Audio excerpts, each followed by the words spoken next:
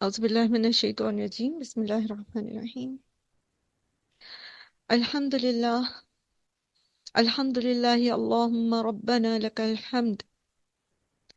اللهم ربنا لك الحمد بما خلقتنا تمام تعریفیں اللہ کے لیے ہیں اے ہمارے پروردگار، تمام تعریفیں تیرے لیے ہی ہیں کیونکہ تو نے ہمیں پیدا کیا، ورزقتنا اور تو نے ہمیں رزق دیا، وہدیتنا اور تو نے ہمیں ہدایت دی، وعلمتنا اور تو نے ہمیں علم سکھایا،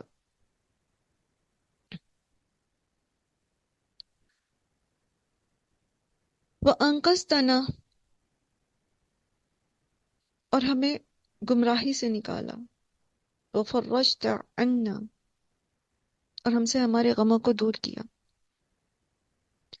لک الحمد بالایمان اور ساری یہ تعریفیں صرف تیرے لیے ہیں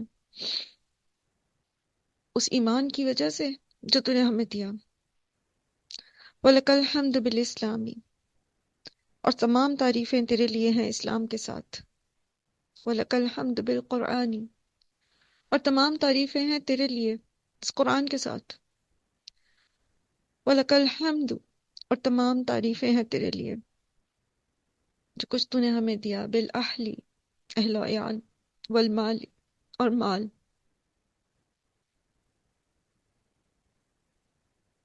ومعافتی اور عافیت، وکبت عدونا اور جو تو نے ہمارے دشمنوں کو رسوا کیا، وبسطت رزقنا اور جو تو نے ہمارے رزق کو کشادہ کیا، وظہرت امننا اور جو تو نے ہمیں امن اور سکون بخشا،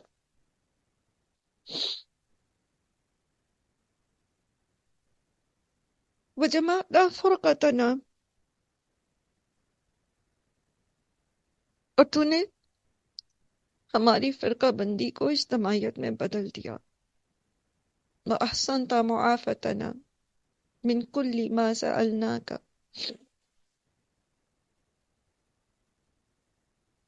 اور ہماری خیر و عافیت کو احسن بنایا اور جو ہم نے مانگا وہ ہمیں دیا، ربنا آتیتنا اے ہمارے رب تو نے ہمیں دیا، فلک الحمد بس تیرے ہی لیے ہے تمام تعریف، علی ذالک اس سب پر، حمدن کثیرن حمد کثرت کے ساتھ، لک الحمد اور تیرے ہی لیے تعریف ہے، تیرے ہی لیے شکر ہے، بکل نعمت انعمت بها علینا ہر اس نعمت کے لیے جو تو نے ہم پر عنایت کی، فی قدیم پہلے، او حدیث یا کوئی نئی، او سر جو چھپی ہے ہمیں پتہ ہی نہیں، او علانیت یا ظاہری، او خاصت بہت خاص، او عامت اور عام، وحی ومیت او حی او میت چاہے وہ عام پر زندہ پر ہے یا میت پر ہے، چاہے وہ شاہد پر ہے، او غائب چاہے وہ غائب پر ہے، لک الحمد تیرے لیے ہی ہے سب تعریف، حتی ترضا یہاں تک کہ تو راضی ہو جائے، بلک الحمد اور تیرے ہی لیے ہے تعریف، اذا رضیت جب کہ تو ہم سے راضی ہو جائے۔ الحمد میں تعریف میں شکر موجود ہوتا ہے،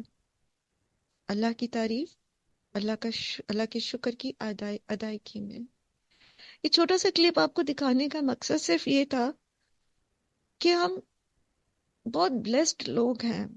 اس وقت جب کہ دنیا میں لاکھوں کروڑوں مسلمان اس کنڈیشن میں ہیں، آپ کو کوئی ڈر نہیں کہ آپ مسجد جائیں گے تو کوئی آپ کو اریسٹ کر لے گا، آپ کا بچہ قرآن پڑھنے جائے گا تو کوئی اس کو گولی مار دے گا، آپ کو ڈر نہیں ہے،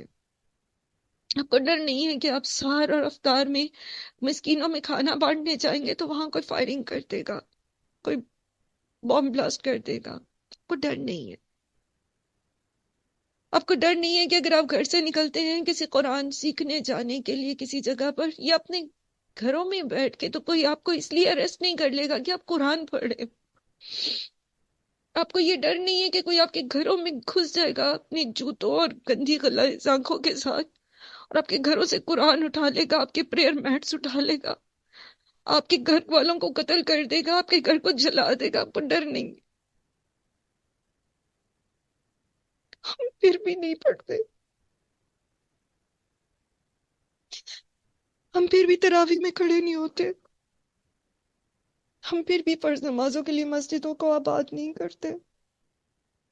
ہم پھر بھی قرآن پڑھنے میں سستی کرتے ہیں۔ ہماری نیندیں بہت پیاری ہیں ہمیں، ہمارے گھروں کے کام بہت عزیز ہیں ہمیں، ہمیں دنیا بہت عزیز ہے۔ ڈرے ہم اس وقت سے جب یہ فتنے ہمارے دروازوں پہ دستک دیں گے، کیونکہ جو امت مسلمہ کا حال ہے نا، اللہ ہمیں اپنی پناہ میں رکھے، اللہ ہمیں شکر کرنے کی توفیق دے۔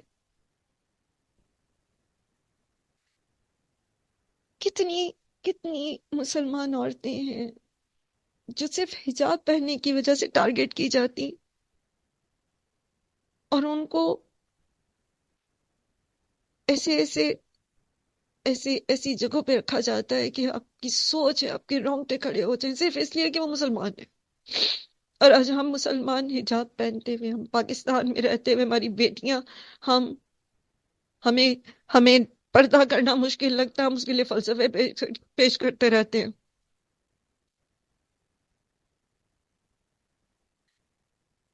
اللہ نے پوچھ لیا نا کہ امن اور سلامتی تھی،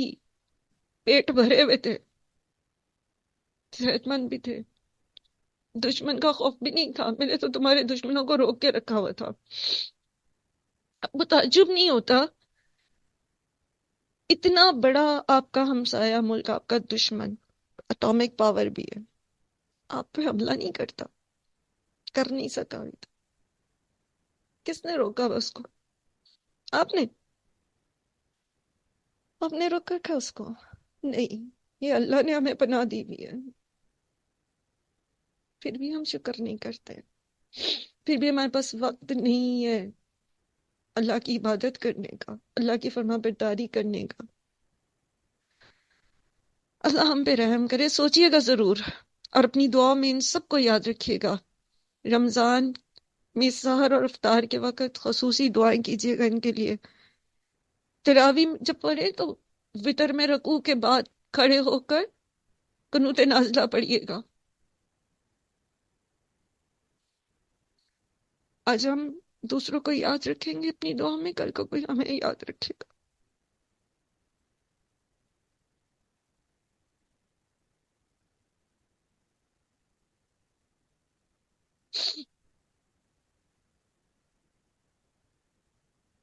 اللہ ہم سب پر رحم کرے۔ اللہ تعالیٰ ہم سب کو اپنا شکر گزار بندہ بنائے، ہم سب کو اپنا عبادت گزار بنائے۔ اللہ تعالیٰ ہم سب کو اپنے لیے خالص کرے، ہمیں، ہماری نسلوں کو، اور ہماری کمیوں کوتاہیوں سے ہم سے درگزر فرمائے۔ آمین یا رب العالمین۔ آج کی سنت اسوہ کی طرف، حدیث کی طرف چلتے ہیں، اور امید کرتی ہوں کہ جو بھی ہم نے سیکھا اس پر ہم عمل بھی کر رہے ہوں گے۔ آج کی حدیث ہم نے پہلے بھی پڑھی تھی، ایک اسوہ کے اس میں جب ہم نے حیا کے بارے میں پڑھا تھا، اسی کا آج دوبارہ نمبر یہاں پر 40 نبوی میں آیا ہے۔ امید کرتی ہوں کہ ہم اس کو سیکھیں گے بھی اور اپنی زندگیوں میں شامل بھی کریں گے۔ عن ابی مسعود عقبۃ ابن عمرو الانصاری البدری، عن ابن مسعود، عبداللہ بن مسعود، یہ ان کی کنیت ہے، عقبۃ ابن عمرو ان کا نام ہے، الانصاری یہ انصار میں سے تھے، البدری یہ جنگ بدر میں شریک ہوئے تھے، رضی اللہ عنہ، اللہ عنہ سے راضی ہو۔ قال، وہ کہتے ہیں، قال رسول اللہ صلی اللہ علیہ وسلم، رسول صلی اللہ علیہ وآلہ وسلم نے فرمایا،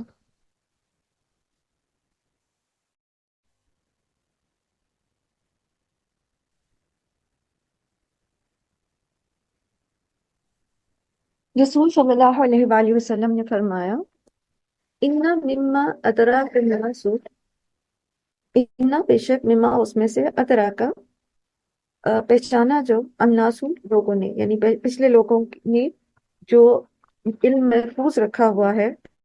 کا من کلام النبوتی، انبیاء کے کلام میں سے الاولا پچھلے، اذا لم یستحی کہ جب تیرے اندر حیا نہ ہو، فصنع تو کر ما شئتا جو تو چاہتا ہے۔ تمام انبیاء جو تعلیمات لے کر آئے ہم نے پڑھا، ابھی بھی ہم قرآن پڑھے الحمدللہ، اللہ ہمیں توفیق دے، اور جو قرآن سے دور ہیں ابھی تک اللہ ان کے ہاتھوں میں قرآن تھما دے۔ تمام انبیاء جو عقائد لے کر آئے تھے وہ سیم تھا، یعنی اسلام، اور اس کے ساتھ جو اخلاقی تعلیمات لائے تھے وہ بھی سیم تھی۔ شریعت، حدود جو قوانین ہوتے ہیں ان میں تھوڑا سا ڈفرینس رہا ہے، لیکن اخلاقی تعلیمات اور عقائد، وہ دین، وہ سب انبیاء کا سیم رہا ہے، ایک ہی، یعنی اسلام اور پھر اخلاقیات۔ تو اس میں ایک چیز جو ہے جو محفوظ ہے وہ یہ ہے کہ حیا اگر کسی میں نہیں ہوتی تو پھر وہ جو چاہے کرے۔ حیا ہے کیا چیز؟ حیا ہم نے پہلے بھی سیکھا تھا، حیا یہ ہے کہ کسی کام کے کرنے میں انسان کو غیرت آئے، اس کو اس کام کے کرنے میں شرمندگی محسوس ہو، وہ اس کام کے کرنے میں اپنے آپ کو کمفرٹیبل نہیں پاتا، یعنی اس کا نفس جو ہے، اس کی فطرت جو ہے وہ اس کو اجازت نہیں دیتی اس چیز کی۔ اب یہ مختلف معاملات میں ہے، ٹھیک ہے، صرف علم کے حصول میں حیا جو ہے وہ پسندیدہ نہیں ہے، یعنی سوال کرنے میں اگر وہ سوال علم کے حصول کی نیت کے لیے کیا گیا ہے تو اس میں حیا جو ہے اس سے منع کیا گیا ہے، یعنی آپ رکے نہیں اور آپ ایک مناسب جو آپ سوال کرنا چاہتے ہیں کر لیں۔ لیکن اس کے علاوہ چاہے وہ ہماری بود و باش ہے، ہماری لباس ہے،